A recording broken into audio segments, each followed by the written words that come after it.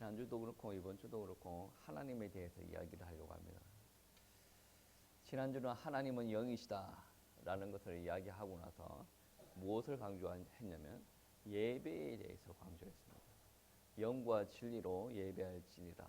그리고 하나님께서 예배하는 자를 찾으신다 라는 부분들을 이야기했죠. 이게 다 하나님께서는 영이시다라는 속성 안에서 나오는 가르침이에요. 오늘은 하나님은 빛이십니다. 하나님은 빛이시다. 이 교리 안에서 우리가 또 배워야 될 부분들이 있다라는 거죠. 오늘 본문 말씀을 보시면 요한이 1장 첫 부분에 복음에 대한 메시지를 간단히 요약하고 5절 말씀에 하나님은 빛이시다라는 부분들을 이야기를 하고 있습니다. 그리고 그에게서는 어둠이 조금도 없으시다라는 부분들을 이야기하고 있죠. 이거를 통해서 하나님께서 하나님의 본질적 속성에 대해서 이야기를 하는데 빛이 이야기하는 바가 무엇입니까? 빛은 거룩도 이야기를 하고 진리도 이야기를 하고 생명도 이야기를 하는 겁니다. 참된 것을 이야기하는 거죠. 그런데 하나님은 빛이시고 그 안에는 어둠이 전혀 없다라는 것은 절대적 진리를 바로 선포하시는 거죠. 여러분, 하나님은 빛이십니다. 근데 우리는 이것을 사실 이해하기가 힘들어요. 우리는 선합니다라고 하면 우리 가운데에 뭐가 있습니까? 선한 모습도 있고 악한 모습도 있고 그렇지 않습니까? 우리가 악합니다라고 하더라도 절대적으로 악한 것 같지도 않고 약간 비스무리한 것도 있고 그렇지 않는 부분들도 있는 것 같지 않습니까? 근데 성경 말씀은 하나님께서는 빛이시다. 그분 안에는 어둠이 전혀 없다. 이게 하나님의 말씀입니다. 하나님의 말씀을 믿어야 되는 거죠. 근데 여러분 한번 보세요. 요한이 교회 공동체에게 편지를 쓸 때 요한 1서를 두고 이야기하는 겁니다. 공동체한테 편지를 쓸 때 하나님은 빛이다. 기억하라. 이거를 하려고 하는 게 아닙니다. 교회 공동체를 세워나가기 위해서 편지를 쓰는 거예요. 뭐 요즘 말로 이야기를 하면 양육하기 위해서.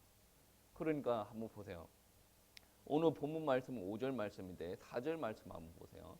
우리가 이것을 쓰면 우리의 기쁨이 충만하게 하려 합니다. 그리고 나서 하나님은 빛이시다라고 이야기를 하고 6절 말씀에 보시면 만일 우리가 하나님과 사귐이 있다고 하고 어둠에 행하면 거짓말을 하고 진리를 행하지 아니함이거니와라고 합니다. 무엇을 두고 이야기합니까? 하나님이 빛이신데 그 빛을 통하여서 우리의 뭡니까? 우리의 감정, 우리의 행동에까지 영향이 온다라고 이야기를 하죠. 오늘 본문 말씀에서는 어둠을 이야기하는데 단순히 하나님의 빛의 속성에 반대되는 것을 이야기하는 것이 아니에요. 우리에게도 어둠이 있어요. 이 어둠이 무엇입니까? 하나님과 단절되었을 때 나타나는 죄, 사망, 감정적인 그런 거 있지 않습니까? 미움, 시기, 질투, 분쟁 막 그런 것도 다 어둠에 속하는 거죠. 우리가 하나님을 믿는다라고 하면서도 6절 말씀에 하나님과 사귐이 있다고 하고 어둠을 행하면 거짓말을 하는 것이다. 오늘날 교회 다니는 사람들이 어떻습니까? 하나님 잘 믿는 것처럼 이야기를 합니다. 그런데 문제가 무엇입니까? 하는 행동이, 하는 말이 어둠에 속한 말을 한다. 어둠의 것을 드러낸다. 그 말은 그 사람이 지금 믿는다라고 하는 것이 잘못된 것이다 라고 이야기를 하지 않습니까? 진리를 행하지 아니하는 것이다 라고 이야기합니다. 하나님의 빛이시다라는 것을 이야기하면서 우리에게 이야기하고자 하는 부분들은 무엇이냐면 어둠에 속한 사람들아 너희들은 그렇게 행하지 말고 하나님 앞에 부르심을 받았으니 빛 대신 하나님을 따라 빛 대신 삶을 살아라 라는 것을 두고 이야기하는 거예요. 하나님은 빛이시다. 이거 모르는 사람이 어디 있어요? 교회 다니는 사람들은 다 한두 번 다 들었던 사람인데 근데 빛이라는 이야기를 들었는데 자기 삶 가운데 이 빛이 드러난 적이 한 번도 없어요. 왜 그런지 아십니까? 하나님의 말씀이 경험이 안 돼서. 여러분이 생각 한번 해보세요. 여러분 마음이 너무 힘들어요. 옆에 있는 사람들을 정말 죽이고 싶은 만큼 증오심이 일어납니다. 내가 감정이 폭발해가지고 막말을 팍 하고 싶어요. 내가 가만히 못 있겠다고 내 정신분열이 일어난 것처럼 막 팔딱팔딱 뛰어. 이게 바로 빛에 속한 겁니까? 어둠에 속한 겁니까? 어둠에 속한 겁니다. 하나님을 믿는다라고 하더라도 이거는 어둠에 속한 것입니다. 여러분 보세요. 다윗이 하나님을 믿는 사람이지 않습니까? 그런데 순간순간 죄를 범하는 게 있어요. 죄를 범하는 것은 어둠이에요. 그런데 다윗이 하나님을 믿는다라는 것이 인정이 되는 이유가 뭐냐면 어둠의 자리에 왔다가 다시금 돌아가는 거예요. 하나님 앞에 용서를 구하는 거죠. 그런데 하나님을 믿지 않는 사람들은 자기가 어둠의 자리에 왔어요. 그게 죄인지를 몰라요. 하나님 앞에 회개하지도 못합니다. 않습니다. 왜? 내 상황이 이래서 그렇게 한 건데 다 사울처럼 이야기하는 거죠. 분명한 것은 빛 대신 하나님이 우리 안에 들어왔다라는 것은 그때부터 우리 안에 계신 하나님께서 역사를 하시는데 우리를 하나님의 모습을 닮아가게 만드십니다. 그래서 마음에 엄청 힘든 부분이 있을 때 우리가 만약에 기도를 합니다.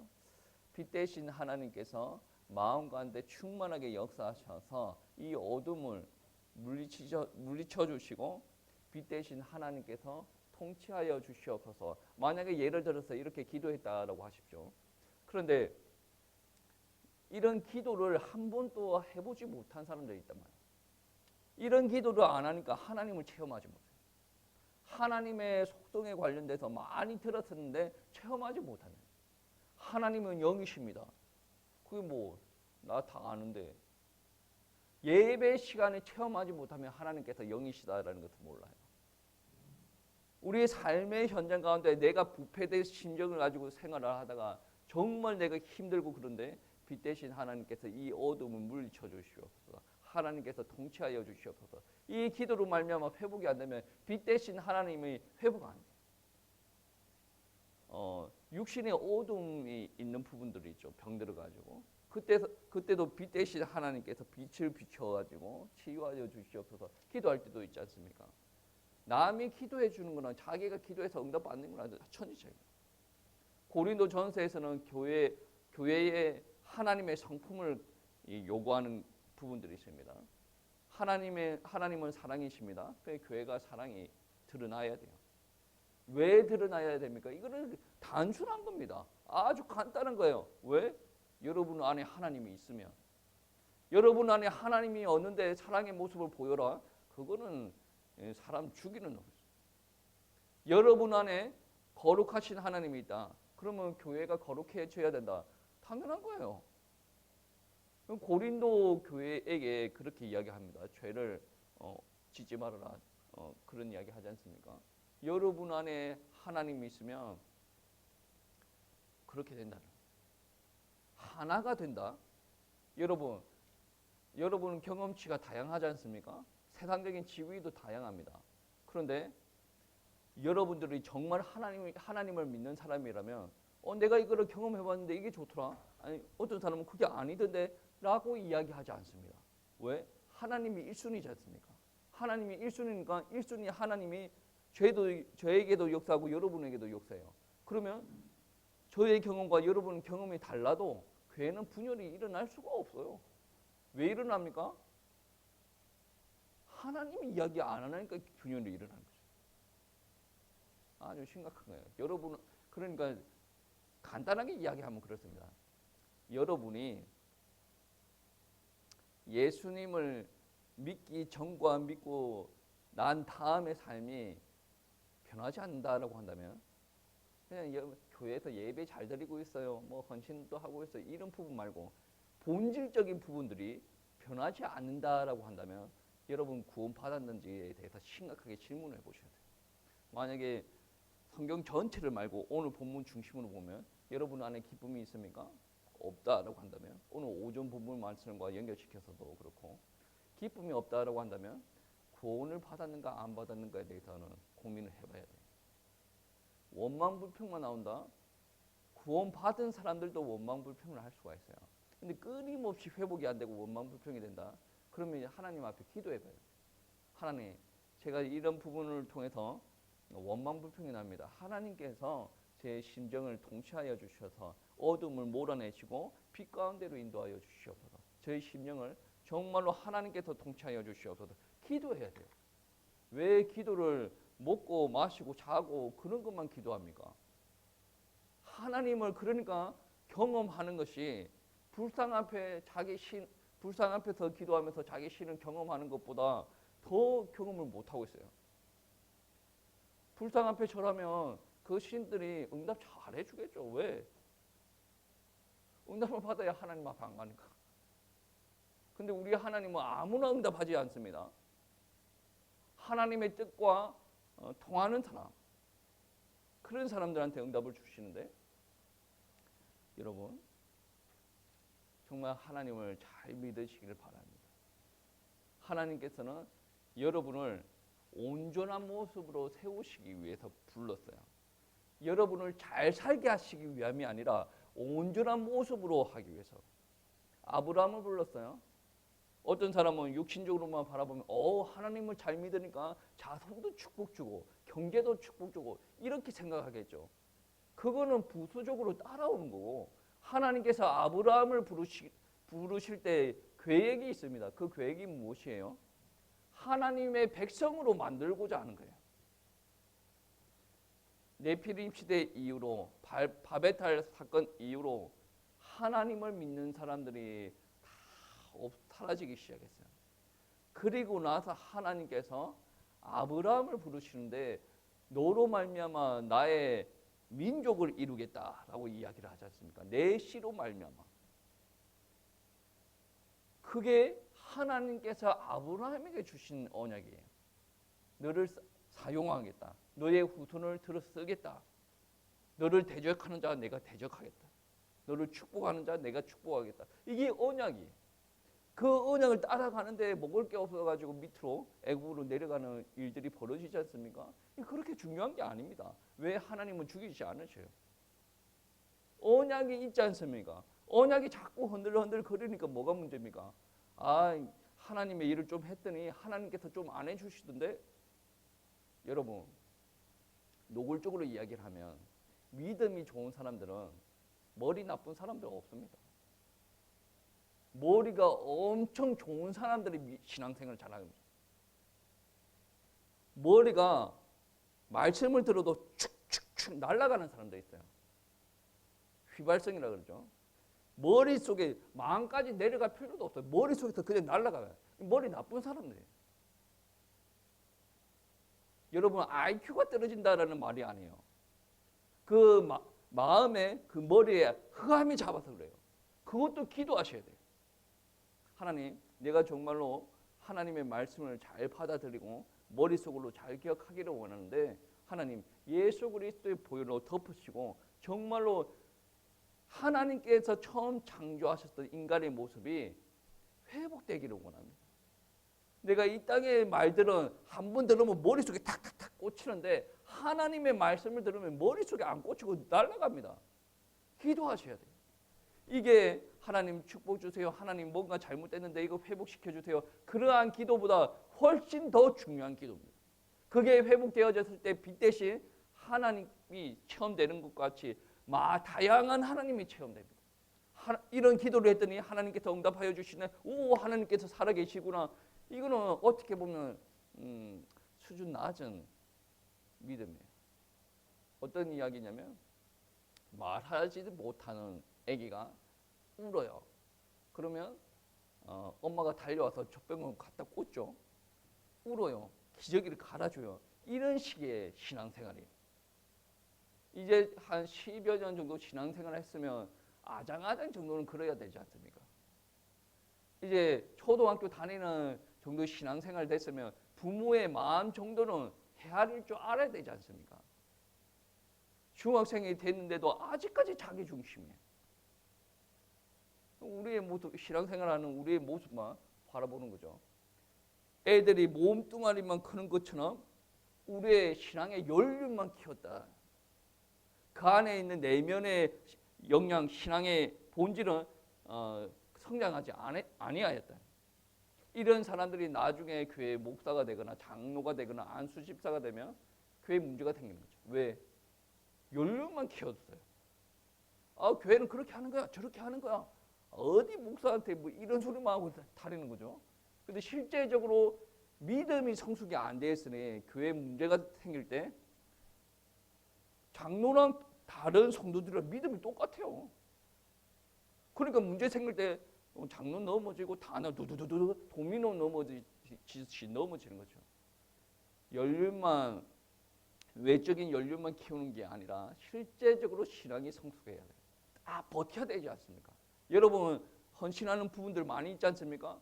그 영역에서 버텨야 됩니다. 그래서 이런 말이 나오죠. 헌신하다 보면 뭐 믿음이 성숙한다, 뭐 이런 이야기가 나오죠. 헌신을 제대로 했을 때, 내가 여기도 바란 척 걸쳐놓고 저기도 바란 척 걸쳐놓고 뭐 될 대로 되면 뭐 나는 그 대충 하고 신앙이 성숙 없어요. 자기 몸만 힘든 거예요. 본질을 잡아야 돼요. 본질은 하나님께서는 빛이시래요. 이 빛을 잡으면 어떤 일들이 일어나는 줄 아십니까? 하나님을 닮아가요. 그게 바로 성화예요. 하나님은 빛이신데 그 빛이신 하나님께서 우리 안에 들어오시면 우리 가운데 어둠이 사라져요. 그리고 우리의 행동들이 어둠의 행동에서 빛 대신 행동으로 우리 삶이 빛의 삶으로 바뀌어진다는 거예요. 부모가 자녀를 키울 때 이런 이야기를 하지 않습니까? 잘 키우기를 원해요. 잘 키우기를 원하는데 기준이 있습니다. 잘 키우는 것의 기준이 무엇이냐? 이것도 하나님을 잘 믿는 사람들은 다 똑같아요. 기준이. 근데 하나님이 1순위가 안 된 사람들은 너도 다르고 다 달라. 하나님을 잘 믿는 사람들이 1순위. 제가 예전에는 애들을 이렇게 키워야 됩니다라고 이야기를 종종 했어요. 그래, 요즘은 이야기를 안 해요. 이야기해봤자 안 되는 부분들은 안 되는 거다. 왜? 바라보는 게 달라. 성경에서 이야기하는 것을 바라보면 애들은 이렇게 키우면 안 되고 이렇게 키우는 게 좋습니다. 이야기해봤자 아무 소용이요. 그래 나중에 느낀 거예요. 이 사람들이 자녀를 키울 때 어떻게 키워야 잘 키웠다라는 소리를 듣는가, 자기가 만족을 하는가. 나랑 주변 사람들이 키우는 기준이 달라. 그럼 굳이 이야기할 필요가 없는 거 아니겠습니까? 여러분 기준이 있어요. 어느 가정에도 다 기준이 있어요. 이 정도 하면 나는 애를 잘 키웠다. 기준이 있어요. 어떤 사람은 자기 마초래. 그래가지고 애들 막 때리면서 막 물고물 하면서 남자답게 키우는 그게 잘 키우는 거라고 이야기를 합니다. 어떤 사람들은 아이들의 내면을 생각하지 못하고 계속 공부만 시켜요. 애들이 우울증에 걸리는데 계속 공부만 시켜요. 서울대 보내야 된다. 여러분 서울대 가봐야 전 세계적으로 대학교 순위 100위도 안 되는 대학교예요. 근데 그 대학교 보내려고 우리 애들이 그렇게 우울증 걸리고 힘들어 해야 되겠습니까? 차라리 그럴 바에 시드니 대학 보내세요. 호주에 있는 시드니 대학. 시드니 대학은 전 세계 대학교 랭킹 18위래요. 우리나라에서 그렇게 머리 터지도록 공부해봤자 전 세계적으로 100위도 안 되는 대학교 보내는데 나중에 이야기해가지고 시드니 대학 보내세요. 시드니 대학 보내면 전 세계적으로 알아주는 대학이니까. 기준이 다른 거죠. 기준이 달라. 기준이 다르니까 그 기준이 비슷한 사람들이 모아놓은 그 기준 안에서 자기네들이 더 높은 자리에 올라가려고 막 치고받고 싸우고 막 그렇게 올라가는 거 아니겠습니까? 여러분 아이들을 키울 때도 기준이 있어요. 하나님 또 우리를 불러셨어요. 하나님의 자녀로. 기준이 있어요. 그 기준을 오늘 본문 말씀은 빛이시라라고 합니다. 하나님의 자체를 받아들이는 거예요. 누군가 빨리 변화됐으면 좋겠고 늦게 변화가 됐으면 좋겠고 그런 중요하지 않습니다. 일단 빛 대신 하나님이 들어왔어요. 올해 조금 내가 하나님 닮아가고 내년에는 시험에 걸려가지고 조금 더 뛰고 그런데 한 일평생을 두고 생각을 해보면 정말 하나님께서 귀하게 나를 세우시고 인도하였다. 여러분 모세 한번 보세요. 처음에는 모세가 하나님 믿는 사람인가 그렇게 보일 정도죠. 중간에 어떤 시절을 보면 야 너무 육신적인 사람이구나 혈기가 충만하구나. 그런데 모세가 태어날 때부터 죽을 때까지 한번 보세요. 그것을 우리가 확인한다면 와 정말로 그는 하나님께서 역사하는 사람이었구나. 하나님께서 내면을 만지시는 분이었구나. 변화가 된 거죠. 하나님을 믿는다라고 하는 사람들이 나이가 들면 교양 있게 거룩하게 사랑이 많게 이렇게 늙어야 돼요. 근데 저도 주변에 목사님을 보거나 어르신들을 보면 어떤 이야기가 드냐면 그냥 하나님을 믿지 않는 사람들이 나이 드는 것과 똑같이 나이가 들어요. 뭐가 문제예요? 본질 회복이 안 돼서.